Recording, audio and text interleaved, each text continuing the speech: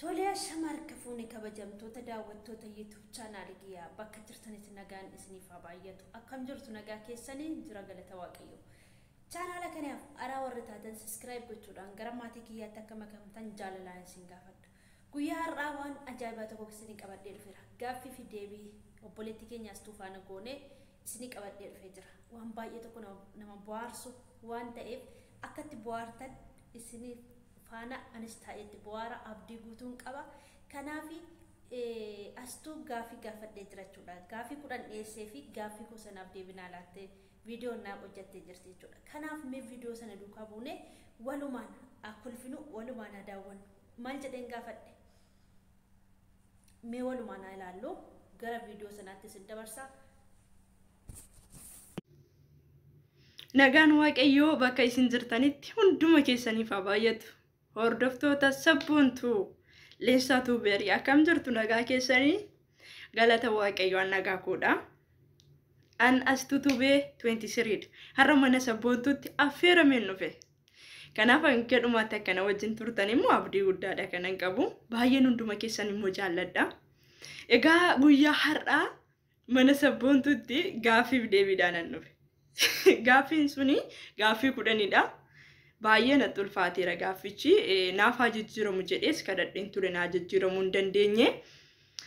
Yoo garuu akkanatti hin kolfine asumaanan isin gaafadha. Namni natti kolfe adabbii qaba.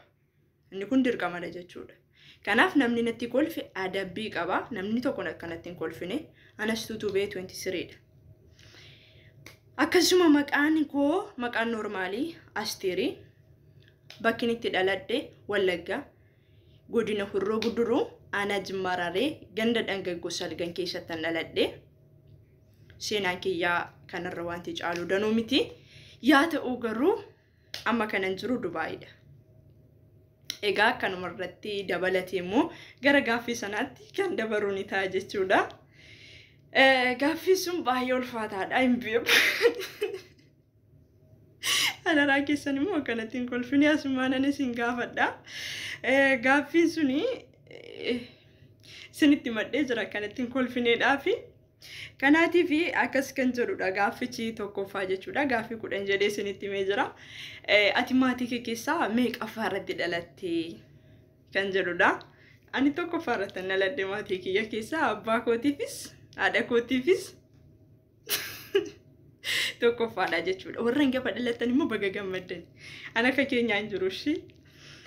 Kanarra kan dabalatee gaaffii lammaffaas akkas kan jedhudha. Baga gammaddan isiniin jechuun jaalladha. Asuma warroon hangafa dhalatanii maaliif dhalli hangafaa kunuunsa qabdi? Abbaan ni jaallata, haati ni jaallatti ni beektu gaa. Kana isiniin jedha. Gaaffii lammaffaa immoo otoo Oromiyaa alaas eessa jira? Otoo Oromiyaa keessas ta'e alas ta'e eessa jiraachuu filatta? Otoo keessa jiraadhu siin jedhanii kan jedhudha. Ana alas hin jedhu Oromiyaa keessan jiraadha. Oromiyaa keessaa immoo Amboon jiraadha. Baay'een jaalladha Amboo jechuudha. Biyya namaallee hin jedhu Oromiyaa keessaa Amboon filadha jechuudha. Kanaatiif laftan jiraachuu fedhu Oromiyaa keessaa Amboodha jechuudha. Rabbiitti siifaa guutuu naan jedhana eebbisaan immoo amee jedhee fudhadha yeroo isin akkas naan jettanii akkasiin isiniin jedha. Gaaffii lammaffaan gaaffii sadaffaa immoo akkas jedhu akkas kan jedhudha. Gaaffichi baay'ee ulfaataadha. Yoo garuu hin beeku kanatti hin kolfine gaaffii isa kanarratti. Otoo abbaan manaa keetii fi obboleessi kee warreebuudhaaf wal qabatanii enyun gargaartaa kan jedhudha. Mee otoo isin ta'eeti enyun gargaartu? Gaaffii kana enyun gargaartuun isiniin jedha. Keessumatti warra abbaa manaa qabdan otoo abbaan manaa keessanii fi obboleessi keessan warreebuudhaaf wal qabatanii enyun meeqas kan isin gargaartan? Angaruu abbaa manaa hin qabu sababii kana ta'eedhaaf iyyuu nama gargaarullee hin qabu jechuudha. Ani garuu obboleessa kiyyarran goran jedha.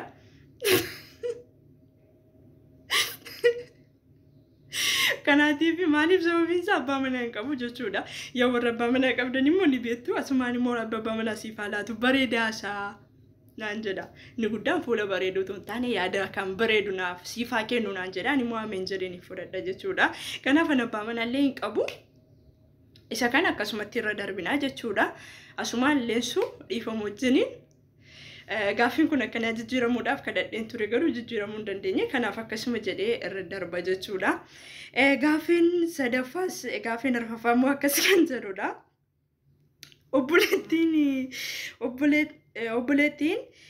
Obboleettiin abbaa warraa kee obboleettiin kee utuu abbaa warraa kee wajjin ciiste eenyuutiin dhisii jettaa? Abbaa manaa kee dhiista moo obboleettii kee dhiistaa? Yookaanis immoo eenyuun dhisii jettaa kan jedhudha. Gaaffii kana meetti yaada? An baay'ee natti ulfaateetu jira jechuudha. Ani kanan jedhu amma fakkeenyaatiif biyyuma eessaatti iyyuu hin jiru. Obboleettiin kun fakkeenyaaf ani fakkeenya fudhadhe yoo dubbadhe kanaatiif gaama fakkeenyaatiif obboleettiin koo abbaa manaa koo wajjin ciisti jedhee si yaadu mee isinitti maaltu dhaga'aman isiniin jedha. Gaaffiin kun ulfaataadha. Mee warri mana qabdan warri gaa'ela qabdan itti yaadaa isiniin jedha gaaffii kanatti. Amma fakkeenyaaf obboleettii kootiin abbaa manaa koo naa dhiisiin jedha jechuuf abbaa manaa hin qabu. Kanaaf tokkotti faraduu hin danda'u jechuudha. Yookaan tokko naa dhiisi jechuu hin danda'u jechuudha. Kanaaf mee gaaffii kana naa deebisaa koomentii jala naa kaa'in isiniin jedhaan akka kootitti. Abbaa manaa kootiin isin jedhu obboleettii kootiin isin jedhu lamaanuu irra darba jechuudha. Gaaffiin kun akkanaa jijjiiramuuf yaaleen ture. Naa jijjiiramuu hin dandeenye. Akkanatti hin kolfine garuu duraan isinitti maddee jira. Kanaaf hanga dhumaatti ana wajjin tura ammallee isiniin jedha. Gaaffiin itti aanus akkas kan jedhudha. Nama jaallattu tokko nuuf himii kan YouTube irraa ta'uu kan biyya keessaa ta'uu kan biyya alaa ta'uu kan jedhu. Namni baay'ee jaalladhu danuu qaba garuu isaan keessaa nama sirriitti jaalladhu tokko. Adaada kiyya baay'een jaalladha. Obboleettii haadha kiyyaa jechuudha. Obboleettii haadha kiyya baay'een jaalladha. Akkuma isiniin jedha maatii koo keessaa hangafadha. Of dhaladhee of bare jennaan ishee mana keenyatti kanan arge jechuudha. Harmeen kiyya ku'eetti waan taateedhaafi yookaanis immoo xinnummaa isheetti ishee fudhatteetti jechuudha mana akkoo kiyyaati adaadaa koo sana fudhattee jirti. Egaa yaa ta'u ishee baay'een jaalladha. Sababiin isaa na guddiste jechuudha. Na guddiste otoo ishee fi haati kiyya wal bukkeetti dhufanii isheen ol kaasaa haati kiyya ishee natti fakkaatti jechuudha. Maaliif na guddiste waan ta'eef yeroo hundumaa isheen argaa haati kiyya dhimmatti illee hin qabdu jechuudha. Ijoollee kanuma qabdullee maaliif hojii faana fiiddi. Ishee matu kunuunsee nu guddisee jechuudha. Kanaaf baay'ee isheen jaalladha. Ana duwwaa ta'uu ta'ini obboloonni koo illee baay'ee ishee jaallatu jechuudha. Akka haadha keenyaatti kan ishee ilaalludha. Mana keenya teessee baratte amma barsiistuudha isheen jechuudha. Lafa isheen dhaqxu hundumaatti yeroo biyya jiru ishee biraan hafuun ture jechuudha. Kanaaf baay'een jaalladha ishee namoota jiran keessaa. Garuu hundumaa nan jaalladha. Maatii koo harmee kiyya illee nan jaalladha. Yaa ta'u garuu ishee addatti jaalladha jechuudha. Kanaaf namni ni jaalladha. Adaadaa kiyya yoo akka carraa dhaggeeffatte illee beekamu. Kanaaf ishee nan jaalladha jechuu barbaadeeni. Gaaffiin itti aanu immoo maal kan jedhudha? Gaaffiin ja'affaa jechuudha.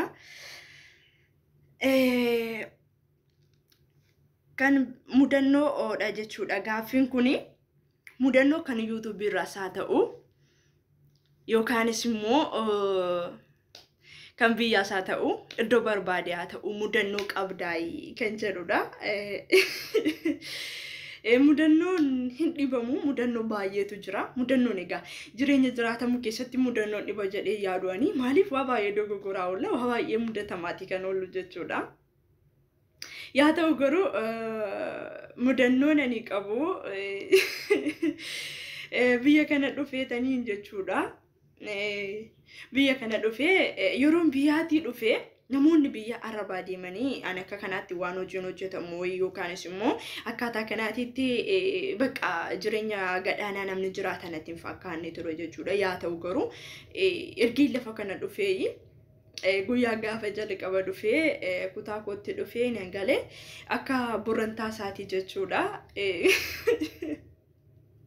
Wayyaan anu uffadhee hojii galuu ni beektu yoo ta'e jechuudha. Wayyaan tina kan gaawonii sana jechuudha. Gaawonii kootiidhaa fi surree kan qabu jechuudha. Isa kana hin gurguddataa miti an baay'ee qalloodhaani. yoo argin as dhufeeti xiqqoon gana furdadhe malee baay'ee qalloon ture jechuudha. Achiin booddeetti gaafan fuudhee uffadhu kateedhuma natti ta'e. Deemaa inni kanan uffadhu hin jedheen. Kanan uffadhu hin jedhee isheen natti kennitee deemte hin beeku afaan isaanii illeeti. Achiin booddeetti isa ofirraa baasee isa lafa kaa'ee jechuudha. Surree kiyya gixxeen godheetti uffadhee shurraabii kiyya asumatti kutadhee dhaqee jechuudha. Saraatanyaa Itoophiyaa wayitu jira isheen silteedha mana kana keessa jirti. Yaa ta'uuti saniin booddeetti na laaltee isheen afaan Amaariffaadha kan dubbattu Oromiffaa hin dandeessu afaan illee walii galuu hin dandeenyu jechuudha. Natti dubbachuu afaan hin beeku Amaariffaallee hin beeku Arabiffaallee hin beeku haaraadha waan ta'eedhaaf harka kiyya qabdee kutaatti nagashitee wayyaa kana uffadhu naan jettee natti uffiste jechuudha. Ni oriiwu jettee harkaanis natti argisiiste xiqqoo Amaariffaa kanatti mucayyoon sun na fuutee galtee ni oriiwu naan jettee wayyaa sana natti uffiste jechuudha.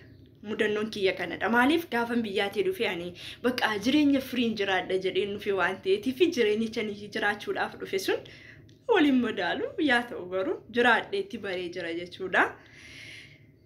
Kana mudannoon kiyya mudannoo baay'een qaba yeroo nu ga'u toon dubbadheeti jechuudha. Inni kanarra kan dabalatee otoo carraa argattee biyya kamiin bashannanuudhaaf filattaa kan jedhudha.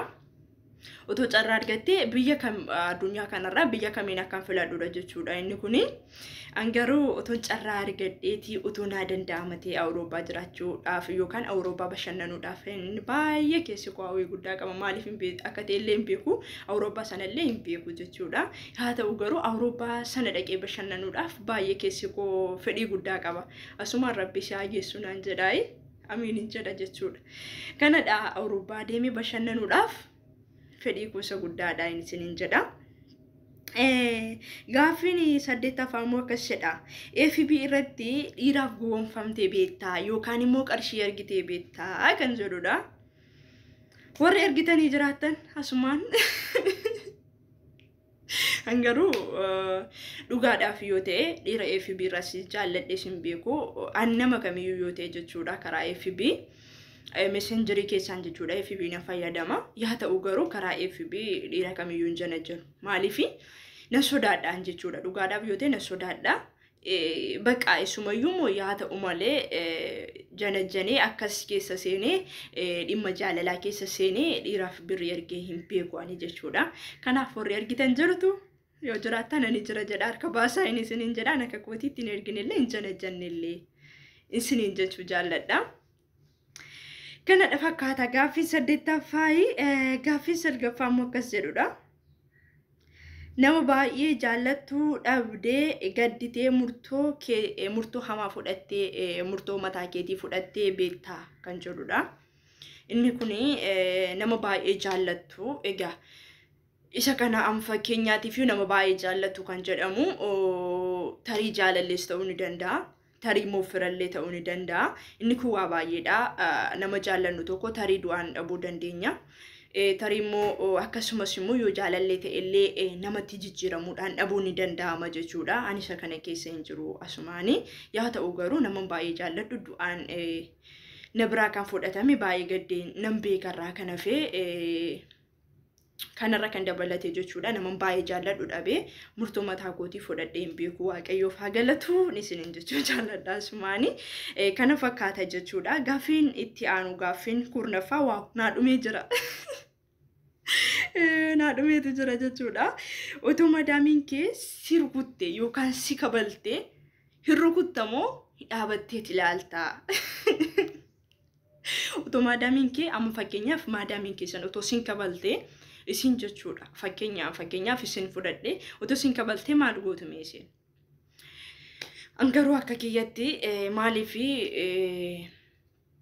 rabbiitii gaditti rabbi sodaanneeti kan biyya kana dhufne rabbiitii gaditti ofitti amanneeti kan biyya kana dhufne jechuudha. Yaa ta'u garuu otoo madaamiin keenya nu kabaltee wanti godhamu hin jiru jechuudha. Obsuudha kan hafe namoonni tokko inni isaanii baay'ee warri jabaa ta'e tokko jechuudha. Ittillee ka'uu hin danda'u. Ani waaqayyoof haa galatu takka madaamiin illee jecha hamaa natti dubbattee hin beektu na kabaltees hin beektu.